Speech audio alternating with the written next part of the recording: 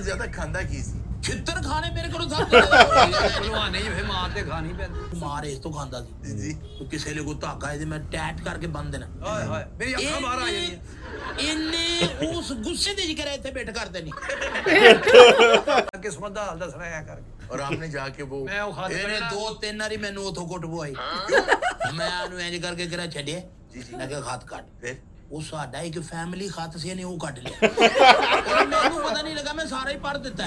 ਸਾਰਾ ਹੀ ਪੜ ਦਿੱਤਾ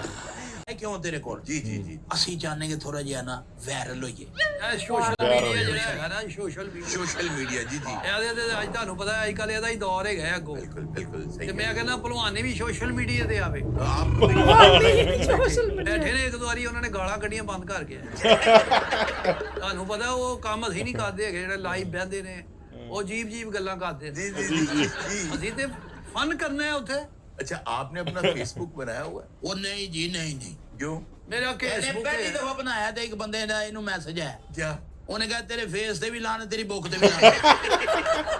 सर ਇਹ ਉੱਠਦਾ ਡਿੱਗ ਪੈਂਦਾ ਉੱਠਦਾ ਡਿੱਗ ਪੈਂਦਾ यार ये ऐसा क्यों होता है ਲੱਤਾਂ ਕਮਜ਼ੋਰ ਨੇ तो आपने इतना अरसा टांगे नहीं इसकी मजबूत कराई ਮੈਂ ਪੋਲੀਓ ਦੇ ਕੱਟੇ ਮਜ਼ਬੂਤ ਕੀ ਕੀਤਾ ਸੋਟ ਬੰਨੀ ਨਹੀਂ ਰੱਖੀ ਰੱਖੀ हाँ इस वजह से ਇਸੇ कमजोर है। ਵੇ ਮੈਨੂੰ ਪੋਲੀਓ ਦੇ ਕਤਰੇ ਵੀ ਪਿਆਏ ਨੇ उससे बचाओ के ਨਹੀਂ ਉਹ ਜਿਹਦੇ ਵਿੱਚ ਕਿਹੜਾ ਪੋਲੀਓ ਦੇ ਅਸਰਾਤ ਹੁੰਦੇ ਨੇ वो बुलाए ਉਹ नहीं ਪਿਆਏ ਨੇ। ਭਲਾਇਆ ਪਹਿਲਵਾਨ ਨੇ ਬਿਮਾਰੀਆਂ ਨਾ ਕਿਹੜਾ ਲੜੇਗਾ हाँ। ਫਿਰ ਮਜ਼ਬੂਤੀ ਆਣੀ ਹੈ ਯਾਨੀ ਇਹ ਚਾਹੁੰਦਾ ਵੀ ਇਹਦਾ ਹਰ ਦੰਗਲ ਜਿਹੜਾ ਨਾ ਹਸਪਤਾਲ ਹੋਵੇ ਇਹ ਪਤਰੀਆ ਹੈ ਮੇਰਾ जी जी जी ਮੈਂ ਕਸਮ ਵਾਲੀ ਗੱਲ ਹੈਗੀ ਹੈ ਮੈਂ ਇਹਦੇ ਨਾਲ ਉਹ ਕੁਝ ਕੀਤਾ ਕਿ ਕੋਈ ਤਾਇਆ ਕਰ ਨਹੀਂ ਸਕਦਾ वाह वाह वाह वाह क्या बात है ਅੱਜ ਕੋਈ ਇਹਨੂੰ ਪੋਲੀਓ ਵਾਲੇ ਇੰਜੈਕਸ਼ਨ ਪਿਆਏ ਨੇ इसमें पोलियो होता है ਜਿਸਮੇ ਹੁੰਦਾ ਹੈ जी जी ਉਹਨੂੰ ਹੈਪਾਟਾਈਟਸ ਸੀ ਸੀ फिर ਅੱਲਾਹ ਉਹਦੀ ਜ਼ਿੰਦਗੀ ਕਰੇ आमीन ਉਹਦਾ ਬਲੱਡ ਮਰ ਗਿਆ ਕਾਦੀ ਜ਼ਿੰਦਗੀ ਕਰੇ ਮਰ ਗਿਆ ਤੇ ਮੈਂ ਫਿਰ ਉਹਦੇ ਬਾਅਦ ਉਹਨੂੰ ਮਿਲਿਆ ਹੀ ਨਹੀਂ ਉਹ ਮੈਂ ਜਨਾਬ ਉਹਦਾ ਬਲੱਡ ਲੈ ਕੇ ਇਹਨੂੰ ਲਵਾਇਆ क्यों ਮੈਂ ਕਿਹਾ ਬਿਮਾਰੀ ਨਾਲ ਲੜੇਗਾ जी ਹਾਂ ਤੇ ਮਜ਼ਬੂਤ ਹੋਏਗਾ